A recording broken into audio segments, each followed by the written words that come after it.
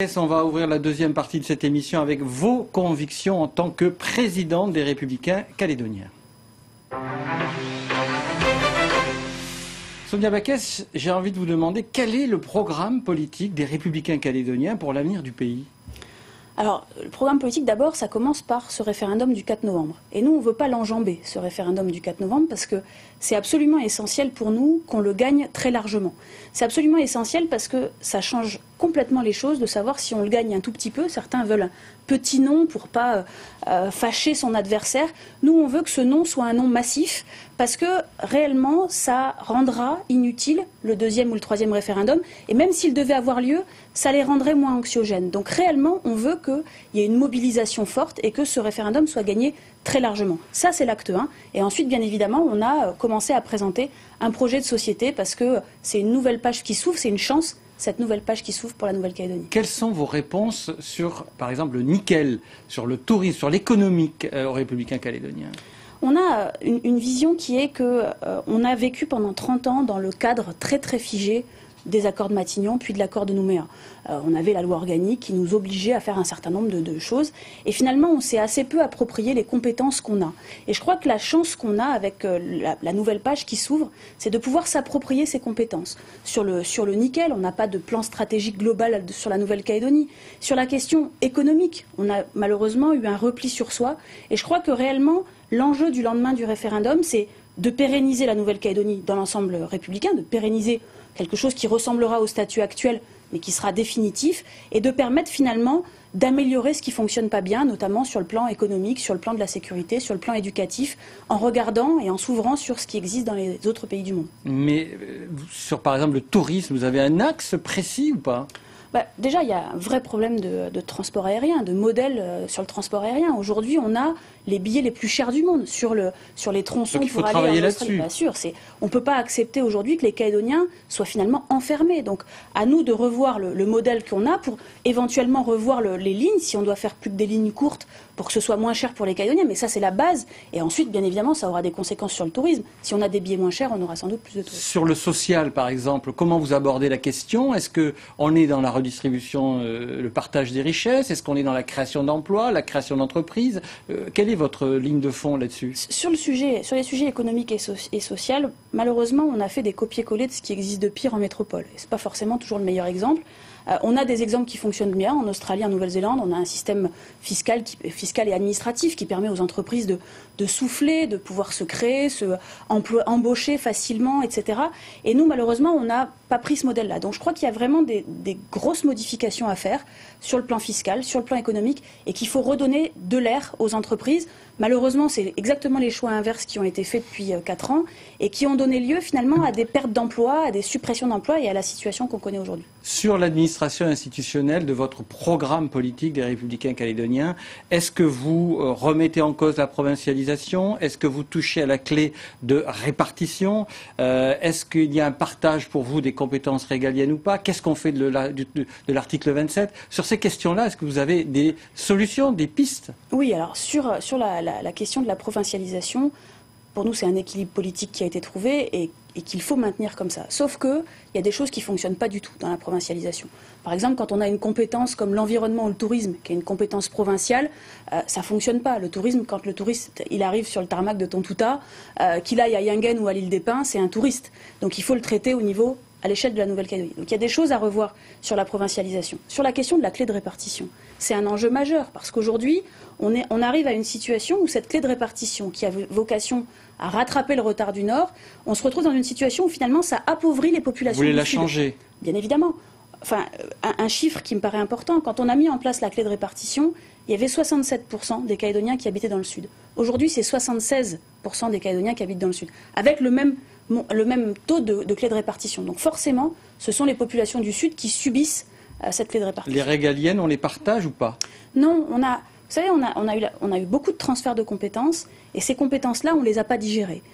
Je vous parlais tout à l'heure du système éducatif. On a fait un copier-coller de ce qui existe en métropole, on a rajouté un peu de langue kanak et on a toujours autant d'échecs. Donc il faut déjà si vous me permettez, il faut déjà qu'on digère et qu'on arrive à s'approprier les compétences qu'on a déjà, et certainement pas transférer les compétences régaliennes. Et on transfère l'article 27 ou pas? Non, l'article 27, c'est tout ce qui est contrôle finalement. Le contrôle de l'audiovisuel, vous le savez bien, le contrôle de la légalité financière et juridique des actes de la Nouvelle-Calédonie, c'est presque régalien. Et il ne faut pas que ce soit le président du gouvernement qui contrôle NC Première, par exemple. Ce serait évidemment politiquement inacceptable. On en vient à votre parti. En interne, on a entendu un coup de gueule de Harold Martin qui vous reproche votre absence de ligne politique. Vous répondez quoi?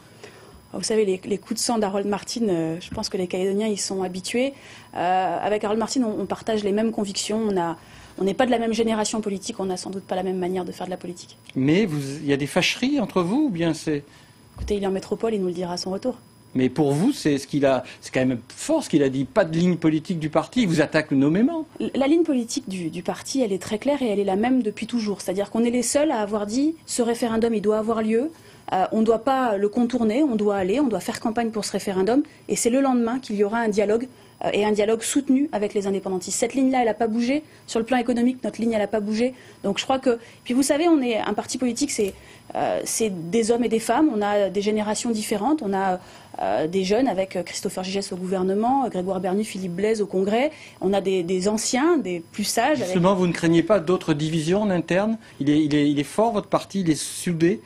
Oui, enfin, vous savez, encore une fois, des coups de sang d'Harold Martin, on en a tous vu et on en connaît depuis 30 ans. Donc, Non, mais je parle des autres, là. Ah non.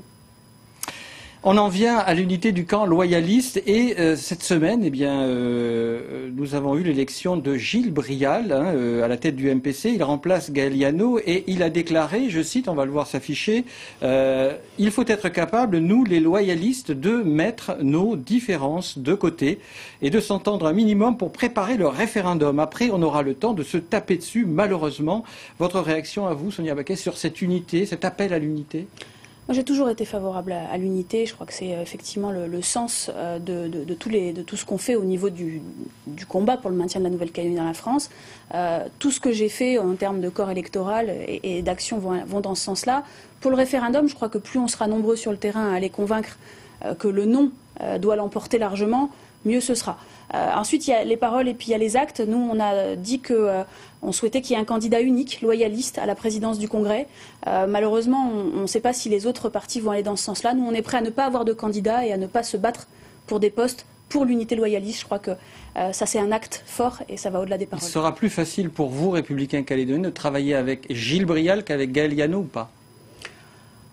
C'est une question de personne. Je crois que les Calédoniens ne sont pas forcément intéressés par ça. Mais Gaël Yano, aujourd'hui, toutes ses actions sont dirigées pour être président du Congrès. Nous, on n'est pas sur des postes, on est sur l'intérêt de la Nouvelle-Calédonie. Pour autant, on sent la division chez les loyalistes. Calédonie Ensemble, que vous qualifiez de nationalistes. Vous... C'est pas nous qui les qualifions de nationalistes. Ils se sont qualifiés de nationalistes. Oui, mais enfin, vous n'épousez pas cette appellation. Vous et les Républicains, le Rassemblement Les Républicains, c'est pas le fol amour. À quand une union sacrée entre vous, loyalistes? C'est impossible? On arrive à le faire sur les sujets essentiels. On a réussi à le faire sur la question du corps électoral, sur la question de la question pour le référendum, sur la question de l'organisation des procurations, etc. On a trouvé des accords à chaque fois que ça a été nécessaire. On l'a fait.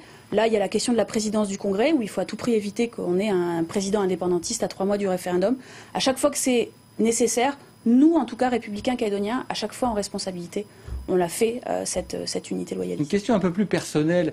Est-ce que vous, Sonia Baquet, vous pouvez incarner justement ce renouveau en politique en Calédonie, une nouvelle génération, on va dire plus solide, plus crédible, plus accessible? Vous le pensez? Vous savez, je crois qu'on a changé de temps en politique. On n'est pas en train de chercher un leader maximo. On est en train de chercher des gens qui sont capables de gouverner la Nouvelle-Calédonie de manière pragmatique, en écoutant les gens. Vous savez, on a lancé du porte-à-porte pour savoir ce que les gens attendent.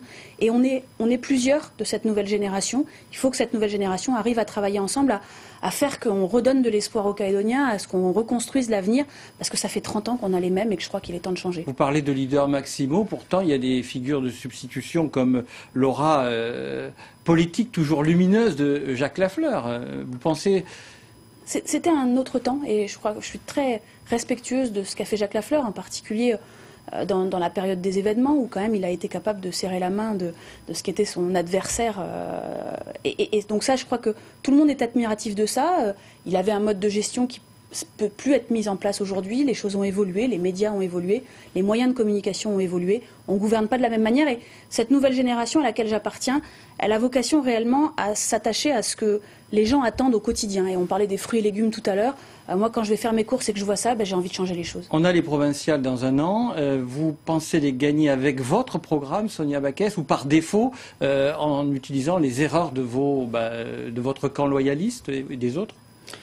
Alors c'est dans 10 mois, entre-temps on aura eu un référendum, on aura eu des discussions sur l'avenir, mais réellement on a vocation, les Républicains calédoniens ont vocation à porter un renouvellement de la classe politique, j'en ai parlé, et un projet qui a vocation à ouvrir la Calédonie sur le monde et à redonner de l'espoir. On en vient au camp indépendantiste. La semaine dernière, à votre place, Louis Cotrat-Urégueil, président du Parti travailliste, prônait l'abstention au référendum du 4 novembre. Votre réaction ? Je trouve ça irresponsable de la part de Louis Cotrat-Urégueil. Tout a été fait pour que ce scrutin soit le plus sincère possible, notamment par l'État, avec un travail sur le corps électoral, sur les bureaux de vote, sur les procurations. Tout a été fait pour que ce référendum soit sincère. C'est dommage d'utiliser finalement ce référendum, qui est un moment important pour faire de l'électoralisme, parce qu'il est en train de préparer les provinciales. Vraiment, je salue la position de l'UC qui a été donnée tout à l'heure. Ils vont faire campagne pour un oui massif. On va faire campagne pour un non massif. Chacun respecte son adversaire, chacun respecte le projet de son adversaire, mais on fait tous campagne pour gagner et on n'a pas honte du projet qu'on porte, ni eux, ni nous, et on va aller faire campagne pour le gagner le plus largement possible. Pour autant, quand on regarde la sphère politique calédonienne, autant chez les loyalistes que chez les indépendantistes, la division règne. Enfin, c'est de la division. Il y a des projets différents. Quand j'entends... Mais vous n'arrivez pas, vous, à vous faire une union, et eux, ils sont aussi dans la désunion. En fait, il y a des vraies nuances, mais il faut que les gens acceptent ces nuances-là. Si on parle du camp loyaliste, on a des nuances très fortes avec les nationalistes, par exemple, qui veulent transférer une partie des compétences de l'article 27, qui veulent une forme de souveraineté, qui veulent partager les compétences régaliennes. C'est des vraies nuances, et les Calédoniens auront à se prononcer sur ces différences-là. Ça ne nous empêche pas de faire campagne pour le non, mais ça n'empêche pas qu'il y a des vraies nuances et qu'il faut les accepter. Un dernier mot sur le livre du député Philippe Gomez, pour que continue à vivre le rêve calédonien. La Calédonie, elle vit un rêve aujourd'hui, selon vous, Sonia Backès ? Vous savez, je vais vous raconter une anecdote. Tout à l'heure, j'étais dans un magasin et il y a quelqu'un qui m'a dit le député, il présente son rêve calédonien à Paris pendant que nous, on vit le cauchemar germain en Nouvelle-Calédonie.